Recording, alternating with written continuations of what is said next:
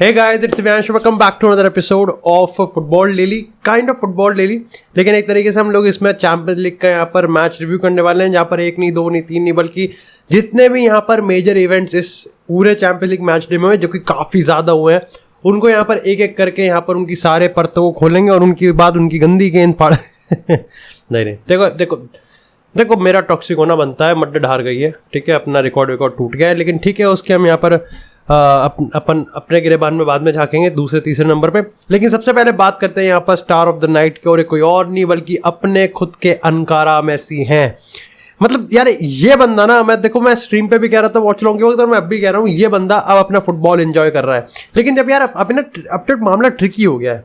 अब जब पीएसजी का मैच आता है ना, जब पीएसजी उसमें काफ़ी अच्छा परफॉर्म करते हैं, और उसमें जब सेठ जी भी गोल मार देते हैं, यानी किलियन एम्बापे भी जब गोल मारते हैं, तो कहीं ना कहीं मामला यहाँ फंस जाता है कि क्या अच्छा फुटबॉल खेला है, ब्रांड ऑफ फुटबॉल इनका एंटरटेनिंग था, या फिर कहीं ना कहीं बॉक्स ऑफिस मैच था, नहीं था, ये तो फार्मर्स लीग है, ये तो खेती बाड़ी चल रही है, तो तारीफ करना ट्रिकी हो जाता है थोड़ा। लेकिन देखो, मैं हमेशा से अपने जो प्रिंसिपल्स हैं उन पर कायम रहता हूँ। सेठ जी गोल ना मारे, दो अच्छे प्लेयर्स हैं, Lionel Messi one of the GOAT, ने गोट के बाद जो सेमी गोट, तो कहीं ना कहीं वहां पर हम उस पैमाने पे चलेंगे। लेकिन सबसे पहले मैं तुमको एक चीज बताता हूँ, देखो ब्रांड ऑफ फुटबॉल बहुत मैटर करता है, लेकिन एक हद तक वो भी उसकी कैप होती है, लेकिन उसके बाद कहीं ना कहीं आपके प्लेयर्स का क्लच होना बनता है। और यहाँ पर कहीं ना कहीं देखो, मकाबी हाइफा के मैं उनके एफर्ट्स के नंबर दूंगा, क्योंकि उन्होंने यहाँ पर 2 गोल मार दिए। खैर अपने आप में ये भी एक टैक्टिकल एक्सप्लेनेशन मांगता है कि क्यों यहाँ पर पीएसजी ऐसे मैचेस में भी 2 गोल कंसीड कर रही है, चाहे वो डोनारुमा की गलती हो, चाहे कहीं ना कहीं टैक्टिकल ट्विक हो। लेकिन 2-3 पॉइंट हम लोग यहाँ बात करेंगे इस मैच की, क्योंकि हमको एपिसोड में आगे लंबा जाना है। That's what she said. लेकिन सबसे पहले हम लोग बात करेंगे यहाँ पर लियोनेल मेसी की परफॉर्मेंस, और लियोनेल मेसी के थ्रू यहाँ पर नेमार एम्बापे की परफॉर्मेंस। क्या एमएनएम ने क्या एक ऐसा रूप धारण कर लिया कि जहां पर एक्चुअली में वो फुटबॉल फैंस, या फिर वो पीएसजी के फैंस, या फिर वो न्यूट्रल्स जो कि कहीं ना कहीं पीएसजी में इतने साल तक फेथ लगा रहे थे, क्या एक बार वो फिर से फेथ लगा सकते हैं कि हाँ इस बार पीएसजी कहीं ना कहीं यहाँ पर कुछ करके दिखा सकती है। अब देखो, सबसे पहली चीज तो मैं इस पे कहूँगा कि देखो, अगर हम यहाँ पर मेसी, नेमार, एम्बापे तीनों को इंडिविजुअली लेंगे तो उनके नंबर्स बहुत ज्यादा सही हैं। और मेसी ने तो यहाँ पर 1-2 रिकॉर्ड तोड़े, लेकिन मैं यहाँ नहीं बोलूंगा, देखो मेरे को शॉट्स बना देना लेकिन यहाँ पर अगर हम नेमार की भी बात करें, उसके बाद अगर यहाँ पर एम्बापे की बात करें, तो तीनों के अच्छे रिकॉर्ड्स आ रहे हैं, और एम्बापे ने तो सही में अच्छा खेला भी था। यहाँ पर अगर मेसी की बात करें, देखो आप उसको पता है बंदे की, लाइक डिस्पाइट 35 उसका कोई डिक्लाइन का कोई मेरे को सीन लग नहीं रहा है यहाँ पर डेफिनेटली। लेकिन एक चीज़ है कि उसके जो फिजिकल एट्रीब्यूट्स हैं, उसको पता है कि यहाँ पर उसकी जो लिमिट है वो क्या है, लेकिन उसका टेक्निकल गेम जो है अनमैचेबल है, अनक्वेश्चनेबल है। और उसके में जब आपका टेक्निकल गेम ऐसा होता है तो फिजिकलिटी ज़्यादा मैटर भी नहीं करती है। वो चीज़ों को एवेल्युएट करता है, ऑब्जर्व करता है, ना ही वो खुद के लिए ऐसा बनाता है, बल्कि एक्चुअली में गेम ऐसा बना देता है कि यहाँ पर बाकी प्लेयर्स के लिए काफ़ी ज़्यादा कंफर्टेबल हो जाता है उन चीज़ों को देख के। आप उसके गोल्स देखोगे, आप उसके सेटअप देखोगे, आप उसका एनवायरमेंट देखोगे, काफ़ी ईजी लगता है। मतलब अपन की तो गन फट जाएगी, ठीक है, 99.999% प्लेयर्स तो कर भी नहीं सकते। लेकिन अब मेसी क्या कर देखोगे ना कि मेसी उसको किस ईज से कर रहा है, तो वो काफी ज्यादा सही होता है। उसके बाद अगर नेमार की बात करें, एब्सोल्युटली बैंग ऑन परफॉर्मेंस, ठीक है, वो नहीं आ रहा स्कोर शीट पे, लेकिन नेमार काफी अच्छा परफॉर्म कर रहा है। एम्बापे की बात करें, एम्बापे से जो अपन एक्सपेक्ट करते हैं कि यहां पर अगर मेसी उसके लिए क्रिएट कर रहा है तो वो उसको फिनिश करे। अब देखो, इसका एक्सटेंडेड वर्जन ये हो जाता है कि भाई तेरे लिए क्रिएट करा जा रहा है, तू फिनिश कर, लेकिन तू तो क्रिएट कर।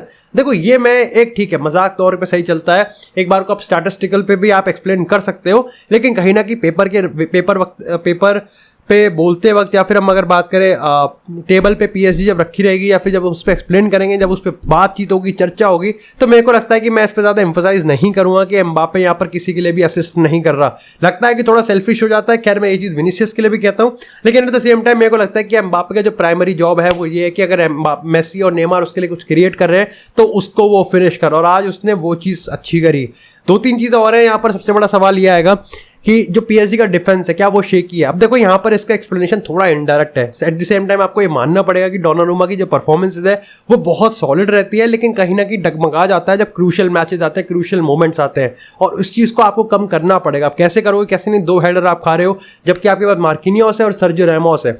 लेकिन एट द सेम टाइम मेरे को ये लगता है कि लॉन्ग टर्म में पीएसजी का जो डिफेंस है वो इसको आज नहीं तो कल यहाँ पर निपटा ही देंगे। क्या पता हमको जनवरी ट्रांसफर विंडो में ये चीज़ निपटती हुए देखे, चाहे वो बास्टोनी हो, चाहे वो स्क्रीनियर हो, चाहे फिर यहाँ पर कोई और प्लेयर हो, लेकिन पीएसजी इस पर अच्छा खासा काम कर देगी। साथ ही अगर हम बात करें तीसरे पॉइंट की जो फाइनल है वो है यहाँ पर गाल्टियर की। देखो मेसी की तारीफ बनती है, नेमार की तारीफ बनती है, एम्बापे की तारीफ बनती है, लेकिन एक चीज़ तो ये है कि इनको चलाने वाला यानी कि इनको ऑर्केस्ट्रेट करने वाला बंदा भी काफ़ी सही है। गाल्टियर ने इस पूरी सिचुएशन को काफ़ी सही से संभाला है, चाहे हम यहाँ पर ऑन कैमरा की बात करें, मीडिया से बात करें, चाहे हम इसको ऑन द फील्ड परफॉर्मेंस की बात करें। देखो एक टीम हारेगी, एक टीम जीतेगी, ड्रॉ होगा, लेकिन इतनी बड़ी ईगोस को एक रूकी मैनेजर, अब इसको वैसे मत समझना, लेकिन कहीं ना कहीं जब ईगोस के मामले में बात करते हैं तो गाल्टियर की अपनी कोई ईगो नहीं है। गाल्टियर को इतना मेन स्ट्रीम यहाँ पर इतना तवज्जो दिया नहीं जाता था, अब दिया जा रहा है और इसने इस चीज़ को अच्छे से हैंडल किया है। अगर हम ये भी मान के चलेंगे टैक्टिकल यहाँ पर ट्वीक हो रहा है या फिर एक नया टैक्टिकल सेटअप बनाया जा रहा है, तो उसमें भी कहीं ना कहीं मेसी, नेमार और एम्बापे यहाँ पर अच्छे से फिट आ रहे हैं। देखो आप टैक्टिकल ट्वीक करते रहो, लेकिन कहीं ना कहीं यहाँ पर कॉम्प्रोमाइज़ नहीं होना चाहिए प्लेयर परफॉर्मेंस को लेकर। वहाँ हुआ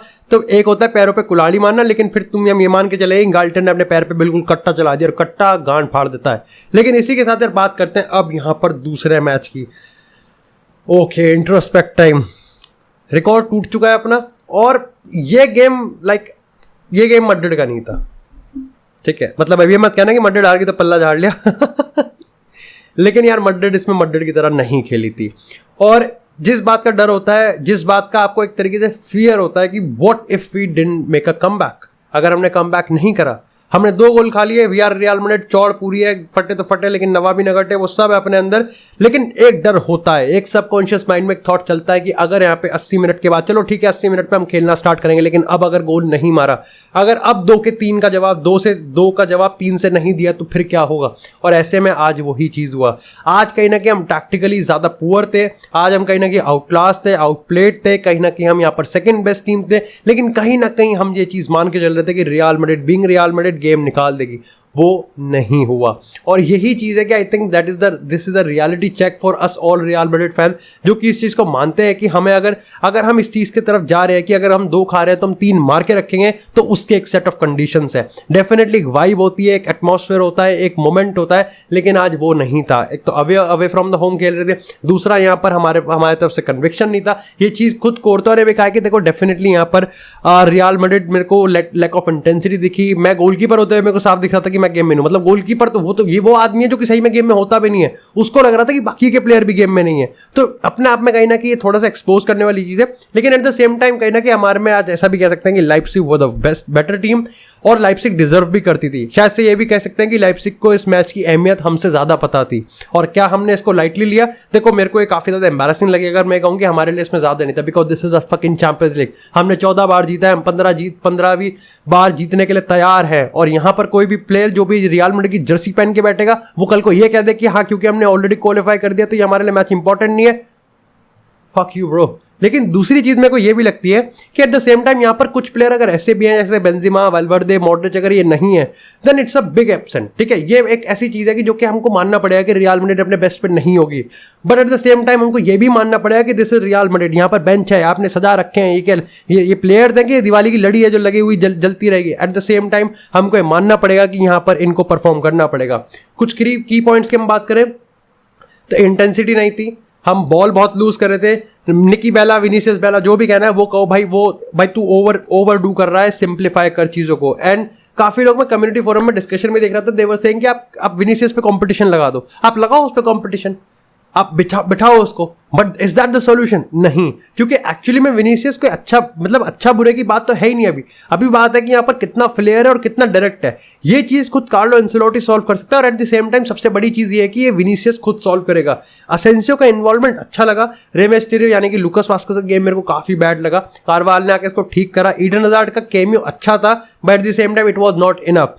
एक चीज़ मेरे को ये भी लगी कि शायद से रूडिगर को लेफ्ट बैक पे खिलाना अब कहीं ना कहीं हमको हटा देना पड़ेगा। आई थिंक जो हमारे पास अबंडेंस है डिफेंस की, जिसकी मैं चौड़ में रहता हूँ कि हाँ अपने पे है ये चीज़, अपने पे अलावा भी है, मिलिटाओ भी है, रूडिगर भी है, मंडी भी है। आई थिंक कहीं ना कहीं सबको थोड़ी लिमिटेशन है। एक कैप है, Rudiger is a world class player, लेकिन उसकी भी एक लिमिट है।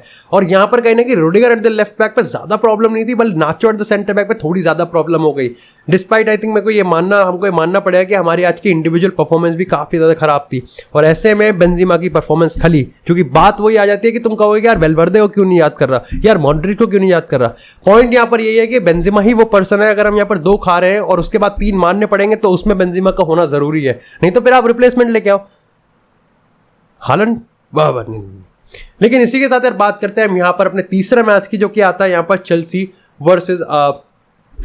वर्सेस साल्जबर्ग की। चेल्सी ने यहाँ पर उसको 2-1 से हरा दिया। काफी इंपॉर्टेंट मैच था, काफी इंटरेस्टिंग मैच भी था, और चेल्सी इस समय ग्रुप लीडर्स की तरफ बनती हुई दिख रही है। अभी एक मैच डे बाकी है, बट मेरे को लगता है कि ग्रुप विनर के तौर पे ही यहाँ पर राउंड ऑफ 16 में जाएंगे।